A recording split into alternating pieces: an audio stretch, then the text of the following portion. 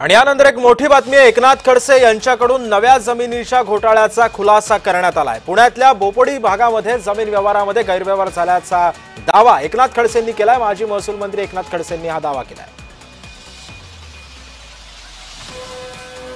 एकनाथ खडसेंनी आज एक पत्रकार परिषद घेतली आणि पत्रकार परिषदेतून त्यांनी आणखी एका जमीन गैरव्यवहार प्रकरणाचा खुलासा केलेला आहे। बोपोडी भागामध्ये जो पुण्यातला एक भाग आहे, बोपोडी जमीन व्यवहारामध्ये गैरव्यवहार झाल्याचा दावा माजी महसूल मंत्री एकनाथ खडसे यांनी केलेला आहे।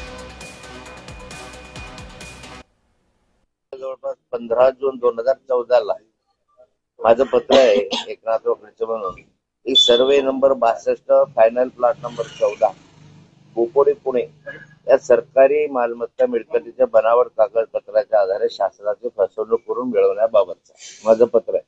आणि त्याच्यात खाली लिहिलं आहे की शासन निर्णयाचा अवमान न करता कृषी विद्यापीठाच्या ताब्यात असलेल्या व शासनाच्या मालकीचा जागेचा TDR मंजूर करू नये असं मी सरकारला सूचना केली।